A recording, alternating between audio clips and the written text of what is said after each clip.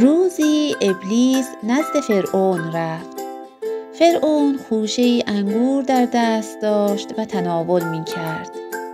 ابلیس گفت: آیا می توانی این خوشه تازه را به مروارید تبدیل کنی؟